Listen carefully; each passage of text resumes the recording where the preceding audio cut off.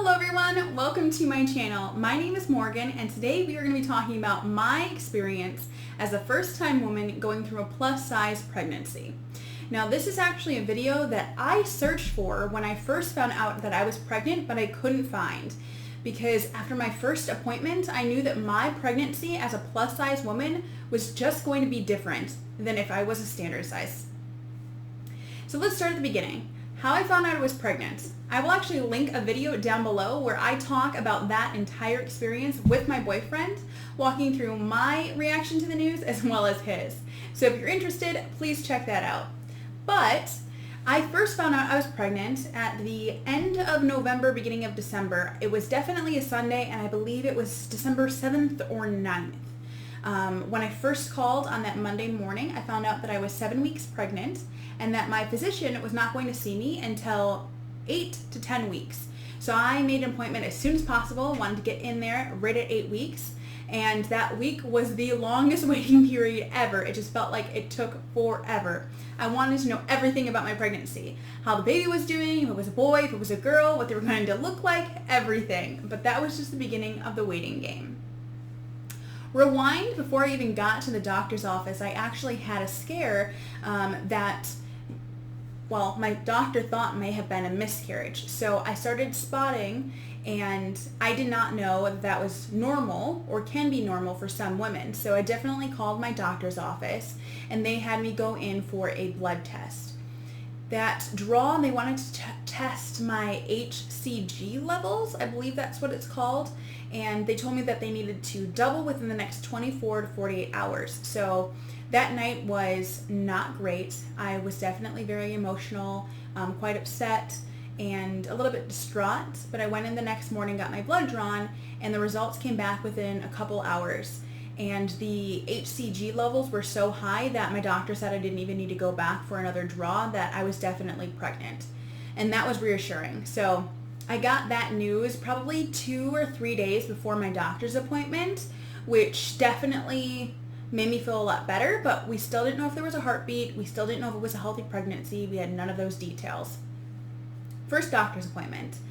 During my first visit, I found out that my pregnancy was definitely going to be different than if I was a smaller individual. Because of my size, my doctor told me I was automatically going to be considered high risk. And because of that, I was going to have double the doctor's visits that a normal sized patient would have. So for other people, they would be going once a month, then once every 2 weeks, then once a week. Whereas I was going to go once every 2 weeks. I had once a month for, I think, a month, and then I switched back to once every 2 weeks, once a week, and almost daily there at the end, but we'll kind of get through that. I'm going to kind of walk through each of the trimesters, my experience, and my symptoms for sure. So, starting off, found out I was pregnant. I wasn't sure I was pregnant. I was actually getting over a really bad virus that kind of gave me flu-like symptoms in the beginning and then turned into a really bad cold, and my throat was so swollen I could barely even swallow my saliva, and it was so painful. I'd actually gone to the doctor because of that, and I could have found out I was pregnant like a week before I did, but I told them there's no chance. I'm definitely not pregnant, and didn't even get tested. Funny fact, but I probably should have. Luckily, they didn't give me anything, so none of that actually harmed pregnancy in any way. It was a virus, and so I just needed to push through it, rest, and drink some water. I do have some notes here on my phone, so if I'm looking down, then I'm probably just going through my notes because I don't want to forget any of the symptoms that I was going through each of my trimesters. Also, I'm trying just to knock this video out in one shot. I do have a little one who is not that patient, so I don't have much time. First trimester, after that first couple of weeks, it was probably a week or maybe 2 weeks after my first doctor's appointment, so around the 10-week mark of my pregnancy, I had extreme fatigue. Now, I may have had other pregnancy symptoms previous to this, but I was unaware just because I was so sick. And being sick, you're naturally really tired. So I could have had those symptoms before and I just didn't notice them. But at this point, it was quite dramatic and I was very lethargic. literally, I'd go to work and come home and pass out. Like, most of the time I didn't even dinner. I was so tired. And at my lunch break, I wanted to pass out and take a nap as well. I was so tired, just extreme exhaustion. And that was really different for me because I typically am a person that has pretty high energy and I don't require that much sleep naturally. So that was a big thing to go through. That was definitely my first symptom. From there, I started getting morning sickness, and my naive self thought that morning sickness meant you were sick in the morning, and that is not the case. I found out that a lot of women, including myself, were sick throughout the entire day. I know some people are only sick at night, some people are only sick in the morning, some people don't get sick at all. I was actually sick throughout nearly the entire day for my entire first trimester. And at first I was just nauseous, but I wasn't actually throwing up or vomiting or anything. But once I did, it felt like nothing could stop it. If I was getting nauseous, I was definitely going to vomit at that point. And it was not the best feeling. I was very eager to move on to my second trimester just because of that. And I knew that that lethargic, tired feeling was probably going to subside a lot once I moved on. And I was really excited for that as well. And it did. So throughout my first trimester, I was going to the doctor once every 2 weeks. I believe for most women, they get a transvaginal ultrasound. So basically like a probe thing that they stick up and they can see the baby. They checked like the lining of my cervix. They checked the uterine lining. They checked the baby, see how he's growing, his heart rate, all of those good things. But for me, they actually did an ultrasound at almost every single appointment I went to, versus my friend who was actually pregnant at the same time as I was. She had an ultrasound in the beginning, and then she had an ultrasound at 20 weeks, which is your anatomy scan. And then pretty much that was it. But for me, I had an ultrasound nearly every single visit. I probably had less than 5 visits where I didn't have an ultrasound, which was really cool because we got to see our little man growing up in front of our eyes, and that was really exciting. So that was definitely a plus to being a high-risk pregnancy. But I knew that because I was high risk, I could possibly get gestational diabetes. I could go into preterm labor. I was at high risk for preeclampsia. So there was definitely some things that were downfalls, to say the least. But that was something that was actually really cool. Within that first trimester as well, we opted to get the blood test done. I cannot remember the name of the company or the test, but it was a test to check for genetic defects as well as gender for baby, and then for me, some genetic defects. So basically some genetic precursors or markers that may be signs that your baby could be born with different things. So I got my screen done as well as screen for baby, and that came back awesome. I actually didn't have any of the precursors. Baby looked awesome. And then we also found out the gender of our baby at 12 weeks, which was very exciting as well. And that was when we found out that we were having a little boy. And kind of growing up, to be honest, I always thought I wanted to have a little girl first, just because, I mean, I am a female. I feel like it's probably easier in a lot of regards to have a little girl being a girl, but I was so excited to have a boy. For my mom, or my side of the family, this was going to be the first grandchild, so it was just so exciting no matter what. But for my boyfriend's side of the family, it was extra exciting because he is one of 5 grandchildren, but he's actually the first grandson. So it was just a really cool experience on both ends of my family as well as his. Kind of going into the second trimester, so pretty much just right after finding out the gender of our baby, the nausea subsided and the lethargic feeling that I had was quickly replaced with insomnia. So now, instead of sleeping all of the time and feeling like I hadn't slept at all, now I really wasn't sleeping at all. Which has its pros and its cons. I definitely got a lot of stuff done in the middle of the night, and my house was very clean. I got a lot of things done for work, but let me tell you what, if you're not sleeping, at least for me, and I think for a lot of people, then the work that you're doing, even though you're getting things done, the quality is just not as great as if you were sleeping. So I was tired again because I wasn't sleeping, but it was a completely different feeling than first trimester, if that makes sense.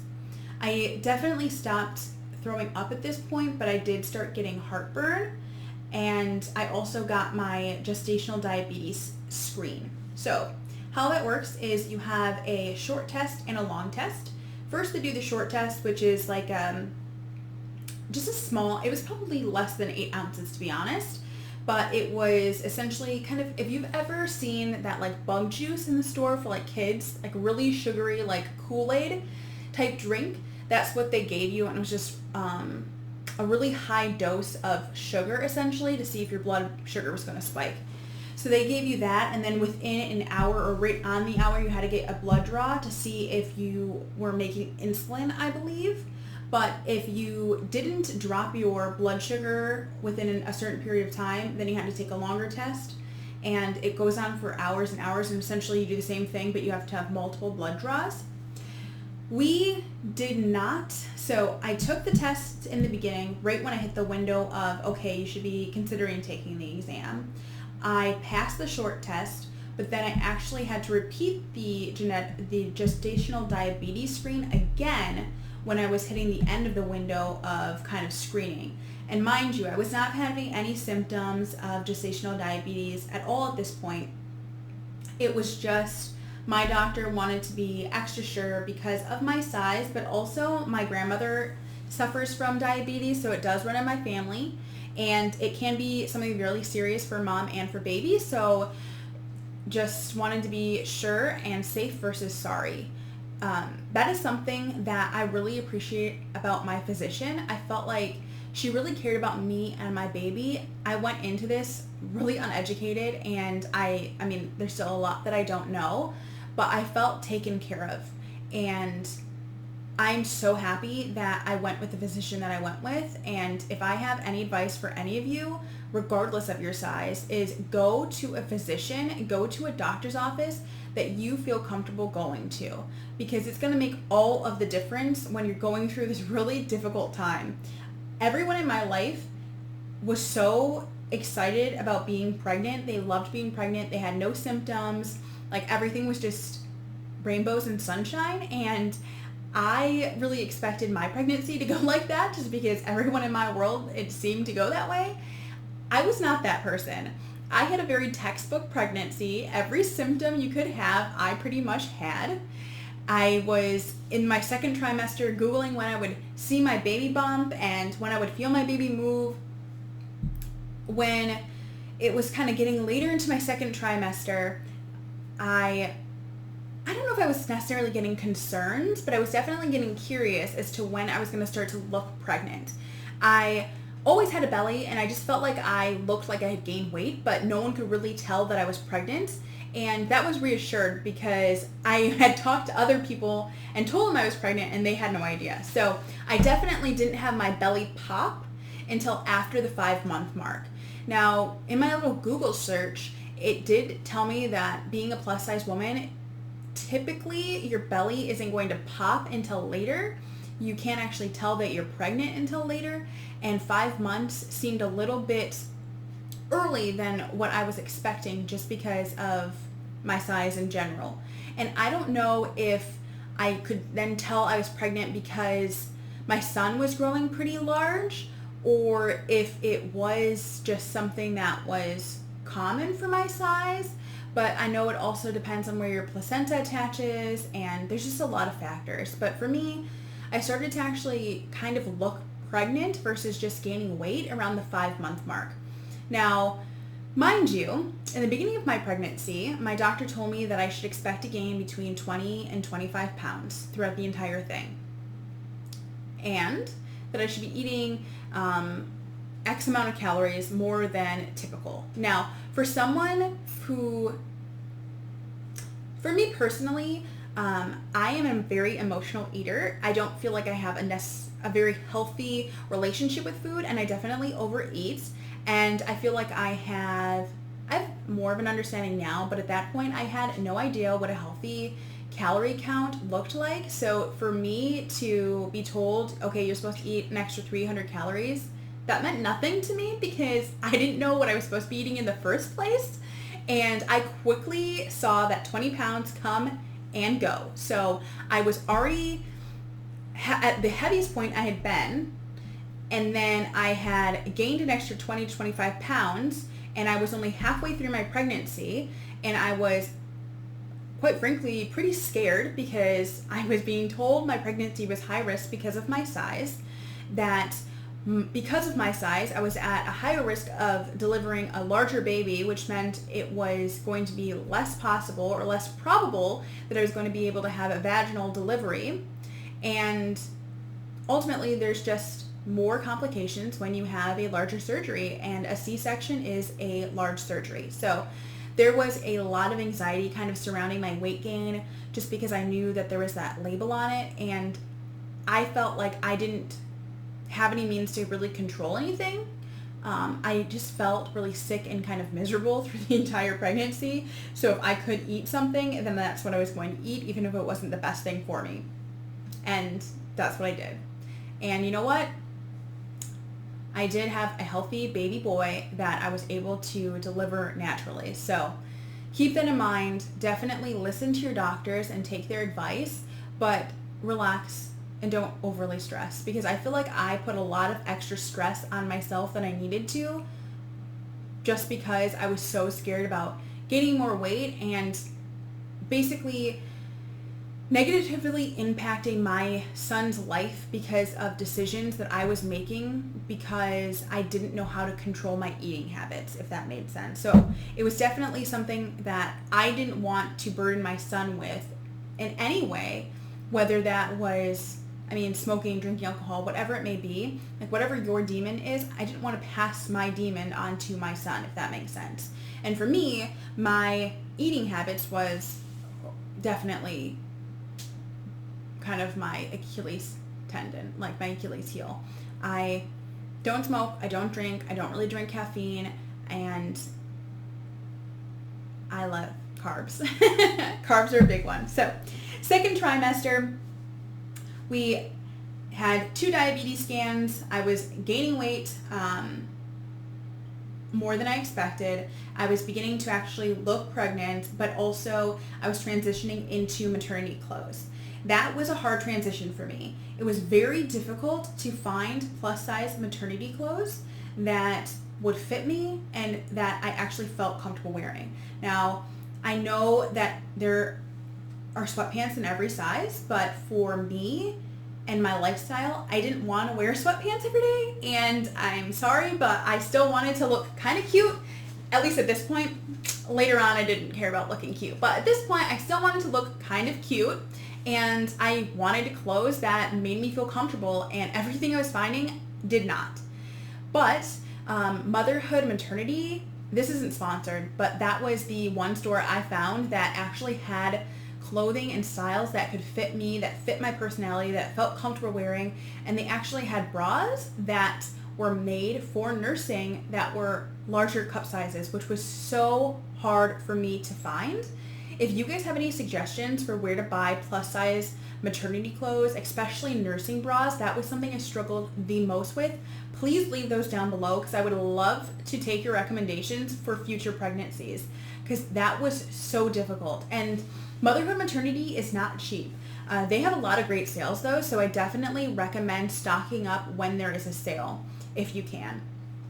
So kind of going on, I started to actually wear plus size clothes in maternity, and let me tell you, they were so comfortable. I really enjoyed them. I started having my little belly bump, and looking back at my pictures now, I thought my belly bump was so cute and I really loved it. But when I was actually pregnant, I hated it. Well, I didn't hate it. I just didn't feel as cute as I thought I was going to feel. I also didn't feel as terrible as I thought I was going to feel. I was kind of somewhere in the middle, but I was really tired from not sleeping. I had heartburn, but I did get to start to feel my little baby move. That was probably sooner, but I didn't know what I was feeling. I thought I felt something at 15 weeks, but I didn't know what it was.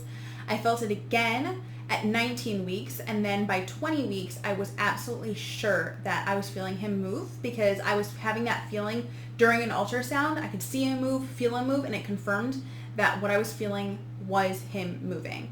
Now, I read a whole bunch of different forums of what that feels like, and it was so hard to get a good understanding from those forums, and it's even harder to explain it. One of the best examples that I got was kind of like popping popcorn in your tummy. So it is kind of a gassy pain, but different than typical gas. And it does kind of feel like popcorn, but not as strong as that. The flutter is a really good description, but it's kind of like if you put your tongue inside your cheek and then you're rubbing your cheek with your tongue. It's kind of like that, but on the inside of your belly. It's so hard to explain, but once you start to feel it, it is so cool. And I miss that. I have a couple videos of him moving around in my belly, and it's hard to see it on camera. My placenta was attached in the front of my uterus, so it was harder to feel for other people. Like when his dad would put his hand on my belly, he would have a really hard time feeling him. And I don't know if that was because it was his first time going through a pregnancy as well, or if it was just difficult to feel. But for me, I could feel him a lot. He was a very strong little boy, kicking and punching mama every inch of the way. And for me, since I could feel him every which way, and I didn't just rely on seeing him outside of my tummy, it was easier for me. And it was definitely one of the coolest things. So even though I was plus size, I could definitely see my baby move. I definitely looked pregnant, not just chubby and fat, and it was still a really cool experience, but finding plus size clothes was difficult. So now moving into my third trimester.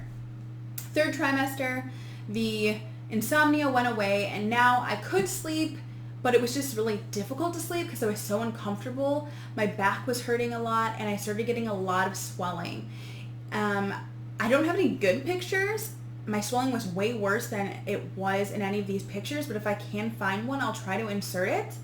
But my swelling was really bad. And then at 37 weeks, I actually had a high blood pressure scare that led the doctor to be concerned that I may be preeclamptic. So at 37 weeks, I had to sign a waiver to be induced if medically necessary, and they gave me a Bishop score. So essentially, it was a rating based on the position of the baby, how dilated your cervix was, how ripe your cervix was, and I believe one other attribute was also on that sheet, but I can't remember what it was. But essentially, I got a score of a 7, and they told me that you wanted to be at least an 8 before being induced because it drastically decreased the likelihood that you're going to have complications in your induction. So that was a little unnerving, as well as my high blood pressure. I've always had really good blood pressure, so for it to be as high as it was, I don't remember the exact numbers, but it was very, very significant, like double, if not more than double, what my normal blood pressure was. And I did not get to leave the hospital that night. I ended up staying there for like 2 or 3 hours and being monitored for an NST, a non-stress test, where they put probes on my belly to measure me and also measure baby, to make sure baby wasn't in any stress, and to monitor my heart rate, my blood pressure, making sure that I was going to go back down to where I needed to be, because my doctor didn't want me to leave and ultimately have a stroke and risk me or my baby's life.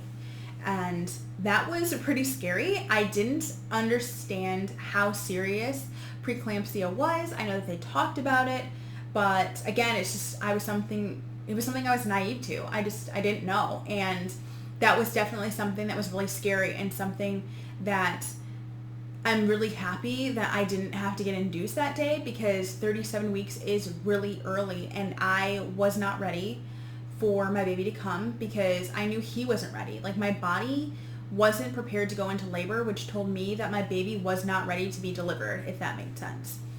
And I know that there's a lot of difficult decisions that have to be made for doctor, for baby, for family, for mother, for everyone involved. And I'm very thankful that we ended up being able to go home later that night.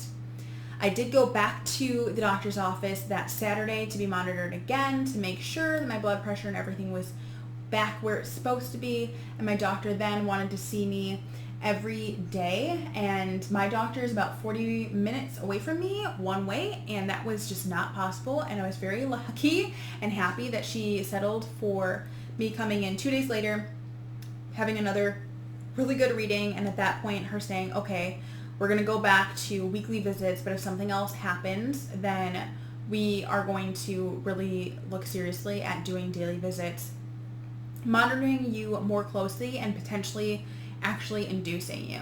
So that was at 37 weeks. Now, pretty much right after that point, it was becoming really difficult for me to walk. In addition to just being swollen, my baby was getting so large that he was actually ripping my abdominal walls apart. And every step, it didn't matter if I was wearing my belly band or not, it just hurt so badly.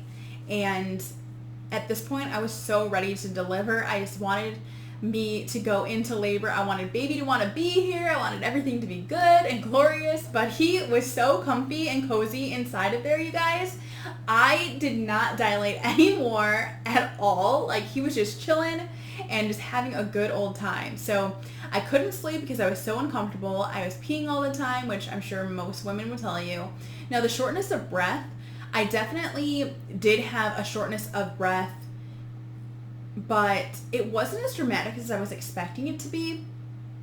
Now, going upstairs and things, like I would go to the top of the stairs and it would be pretty much fine, but if I was doing a lot of activities, like I did burn out more easily.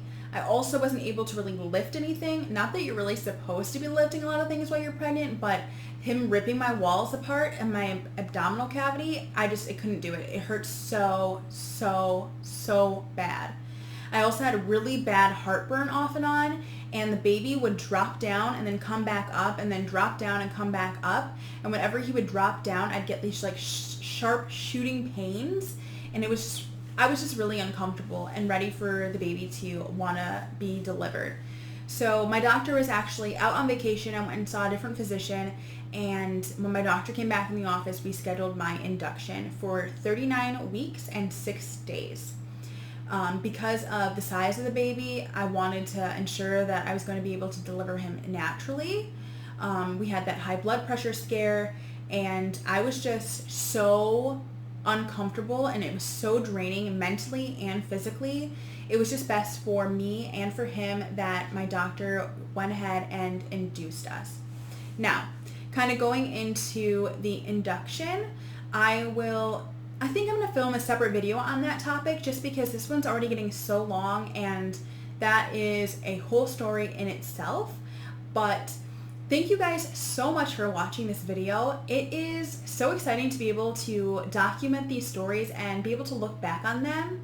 I wanted to film this video in particular kind of along the way while I was pregnant. If you noticed, I actually made this YouTube video or YouTube channel 2018. So when I found out I was pregnant, like shortly before that, I had made this YouTube channel, and I wanted to start the channel so I could document the entire journey. And unfortunately, with everything, just life, I didn't. And I'm so thankful that I have started this channel, because now I'm able to put what I do have for memories in these videos so I can look back on them further in the future, but also my son can look back on these. Like, it's just going to be so exciting. And if we have any future pregnancies, it would be even more exciting to share those as well. So thank you guys so much for watching. If you have any questions for me, feel free to leave those down below. But I would love to hear in the comments what you guys experienced during your first time pregnancy.